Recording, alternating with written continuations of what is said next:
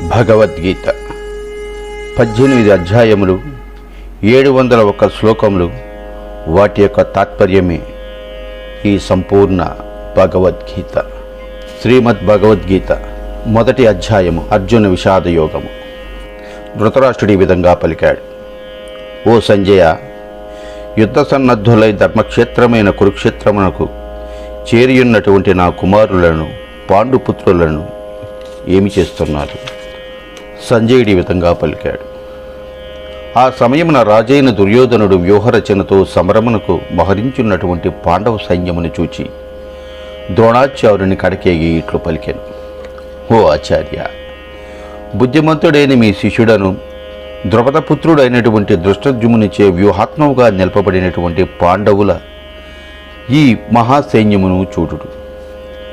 ఈ సేనలో ధనుర్ధానులై గొప్ప యోధులు కలరు.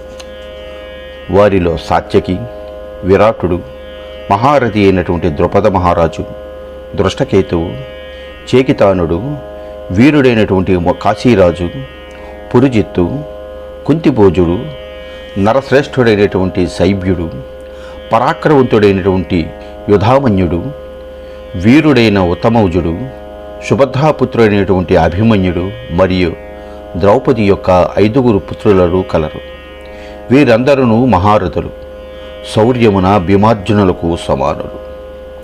మన పక్షమునున్నటువంటి ప్రధాన యోధులను కూడా గమనింపుడు. మీ ఎరుకకై మన సేనానాయకులను గూర్చి తెలుపుచున్నాను. మీరును, భీష్ముడు, కర్ణుడు, సంగ్రామ విజయుడకు కృపాచార్యుడు, అశ్వత్థామ, వికర్ణుడు, సోమదత్తుని కుమారుడైనటువంటి భూరిశ్రవుడు ఇందు ముఖ్యులు. ఇంకనూ పెక్కువ మంది శూరులను, వీరులను మన సైన్యమునందు కలరు. వీరందరూ యుద్ధ విశారదులు మరియు నానా శస్త్రాస్త్రధరులు. నా కొరకు తమ ప్రాణములు నుడ్డి అయినను యుద్ధము చేయుటకు సిద్ధముగానున్నటువంటి వారు. భీష్మ పితామహునిచే సురక్షితము అపరిమితముగా నున్న మన సైన్యము అజేయమైనది. భీమునిచే రక్షింపబడుచు పరిమితముగానున్న ఈ పాండవ సైన్యమును జయించుట అతి సులభము. కనుక మీరందరూ మీ స్థానములలో సుస్థిరముగా నిలిచి అన్ని వైపుల నుండి నిశ్చయముగా భీష్ముని రక్షించుచుండు. కురువృద్ధుడు, ప్రతాపశాలి అయినటువంటి భీష్మ పితామహుడు దుర్యోధను యొక్క మాటలు విని అతనిని సంతోషపరచుటకై ఉచ్చస్వరంతో సింహనాదమనర్చి తన శంఖమును పూరించాడు. మరుక్షణమందే శంఖములు, నగారాలు, తప్పెటలు, మృదంగములు, గోముఖ వాద్యములు మొదలగునవి ఒక్కసారిగా మ్రోగినవి. దిక్కులను పికటెల్లు చేయు ఆ వాయిద్యములు భయంకరములై శబ్దములుగా వినిపించినవి. అనంతరము శేతాశ్వములను పూంచిన మహారథముపై ఆసీనులయ్యున్నటువంటి కృష్ణార్జునులు తమ దివ్యశంఖములను పూరించరా. కృష్ణుడు పాంచజన్యము, అర్జునుడు దేవదత్తము అను శంఖములను పూరించిరి. అరివీర భయంకరుడైనటువంటి భీముడు పౌండ్రము అను మహాశంఖమును పూరించాడు. కుంతిపుత్రుడు, రాజును అయినటువంటి యుధిష్ఠిరుడు అనంత విజయము అను శంఖమును పూరించారు. నకులుడు సుఘోష, అలాగే సహదేవుడు మణిపుష్పకము అను శంఖములను పూరించారు. ఓ రాజా, మహాధనుర్ధారి అయినటువంటి కాశీరాజు, మహారథుడైనటువంటి శిఖండియు, దృష్టద్యుమ్నుడును, విరాటరాజు, అజేయుడైనటువంటి సాత్యకియు, ద్రుపద మహారాజు, ద్రౌపది యొక్క 5 పుత్రులను, భుజబలశాలియగు సుభద్రాపుత్రుడు అగు అభిమన్యుడును తమ తమ శంఖములను వేర్వేరుగా పూరించారు. పాండవ పక్ష మహాయూధుల శంఖా నినాదములకు భూమి ఆకాశములు దద్దరిల్లినవి. ఆ శంఖారావములకు దత్తారాష్ట్ర హృదయములు కకావికములయ్యను. ఓ ధృతరాష్ట్ర మహారాజా, పిమ్మట యుద్ధమునకై నడుము బిగించి సమర సన్నుద్ధులైనటువంటి దత్తారాష్ట్రాలను చూచి కపిధ్వజుడైన అర్జునుడు ధనస్సును పైకెత్తి శ్రీకృష్ణునితో ఇట్లనెను: హో అచ్యుత, నా రథమును ఉభయ సేనల మధ్య నిలుపుము.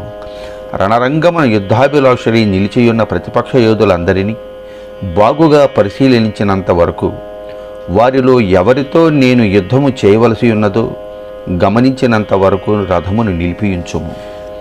దుర్బుద్ధి అయిన దుర్యోధనకు ప్రియమును గూర్చుటకై యుద్ధమును పాల్గొనదలిచి వచ్చినటువంటి రాజులు అందరినీ ఒక పరికించెదను.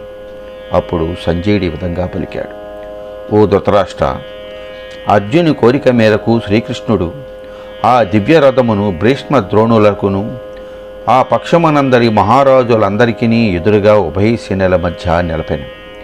పిదప అతడు అర్జునితో, పార్థ, ఇక్కడ సమావేశమై ఈ కౌరవ వీరులందరినీ పరికింపము అని పలికెను.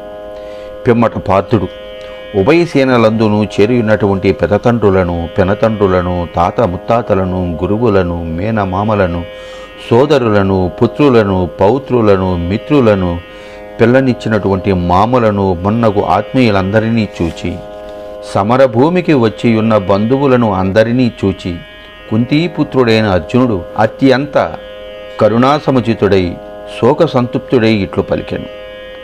ఓ కృష్ణ, సమరోత్సాహముతో రణరంగమున నిలిచియున్నటువంటి ఈ స్వజన సమూహమును చూచి నా అవయవములు శిథిలమగుచున్నవి, నోరు ఎండిపోవుచున్నది, శరీరమునందు వణుకు గుగుర్పాటు కలుగుచున్నవి, గాంధీవము చేతి నుండి జారిపోవుచున్నది, చర్మము తప్పించిపోతున్నది, మనస్సు భ్రమకు గురి అయినట్లు అనిపించుచున్నది, కనుక ఇక నిలబడలేకపోవుచున్నాను. హో కేశవ, పెక్కు అపశకనములు కనబడుచున్నవి, యుద్ధమున స్వజన సమూహమున చంపుటచే శ్రేయస్సు కలుగునని అనిపించటలేదు. ఓ కృష్ణ, నాకు విజయమును గాని రాజ్యము గాని సుఖము గాని అక్కరలేదు. గోవింద, ఈ రాజ్యము వలన, ఈ భోగము వలన గాని, ఈ జీవితము వలన గాని ప్రయోజనములు ఏమి? మనము ఎవరికే ఈ రాజ్యమును, భోగములను, సుఖములను కోరుకొనుచున్నామో వారే ధన ప్రాణముల ఎడల ఆశల వదులుకని యుద్ధమునకు వచ్చి ఉన్నారు. గురువులు, తండ్రులు, తాతలు, కొడుకులు, మేనమామలు, మనుమలు, మామలు, బావమరుదులు, ఇతర బంధువులు మొదలగు వారు అందరూ ఇచ్చటికి చేరి ఉన్నారు. ఓ మధుసూదన, ముల్లోకాధిపత్యము కొరకైనను నేను ఎవరినీ చంపను. ఇక ఈ భూమండల విషయమై చెప్పనేలా. అట్లే వీరిలో ఎవ్వరైనను నన్ను చంపబూనినను నేను మాత్రము వీరిని చంపను. ఓ జనార్దన, ఈ దత్తారాష్ట్రులను చంపి మనము బావుకునున్నది ఏమి? మూట కట్టుకున్నది ఏమి? ఈ అతతాయులను చంపుట వలన మనకు పాపమే కలుగును. కనుక ఓ మాధవ, మన బంధువులైనటువంటి ఈ దత్తారాష్ట్రులను చంపుట మనకు తగదు. స్వజనులను చంపినా మనకు సుఖము ఎట్లు అబ్బును? లోభ కారణముగా భ్రష్టచిత్తులైన వీరు కులక్షేమ వలన కలుగు దోషములను, మిత్రద్రోహము వలన సంభవించు పాపములను చూడకున్నచో, ఓ జనార్దన, కుల నాశనము వలన కలుగు నష్టములను ఎరింగి మనము ఈ పాపములకు దూరముగా ఉండుట ఎలా ఆలోచింపరాదు. కులక్షేమ వలన సనాతనములైనటువంటి కులధర్మములన్నీయునూ నశించును. ధర్మము అంతరించిపోయినప్పుడు కులమునందు అంతటను పాపమే వ్యాపించును. ఓ కృష్ణ, అధర్మము పెచ్చు పెరిగిపోయినప్పుడు కుల స్త్రీలు మిక్కిలి దూషితులవుతారు. ఓ వార్షేయ, స్త్రీలు దూషితులు అయినచో వర్ణ సాంకర్యము ఏర్పడును. వర్ణ సాంకర్యము కులఘాతకులను, కులమును నరకమునందు పడవేయును. పిండోదకములు లోపించినందువలన వారి పితరులను అధోగతి పాలయ్యెదరు. వర్ణ సాంకర్యమునకు మూలమునైనటువంటి ఈ దోషముల వలన కులఘాతకుల యొక్క సనాతన కుల ధర్మములు, జాతి ధర్మములు నష్టమవును. ఓ జనార్దన, కులధర్మములు నశించిన వారికి నిరవధికముగా నరకప్రాప్తి తప్పదని ప్రతీతి. అయ్యో, మనము బుద్ధిమంతులమై ఉండియు రాజ్యసుఖ లోభముచే స్వజనులనే సంహరించుటకు ఉద్యుక్తులమై ఈ ఘోర పాప కృత్యములకు వెడిగట్టుచున్నాము. ఇది ఎంత దారుణము!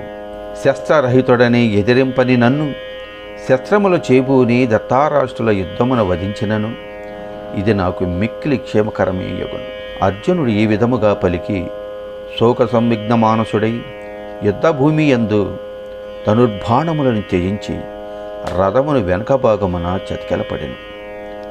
బ్రహ్మ విద్యాయాది యోగశాస్త్రి శ్రీకృష్ణ సంవాదే అర్జున విషాద యోగం మొదటి అధ్యాయం సమాప్తం. జై శ్రీమన్నారాయణ.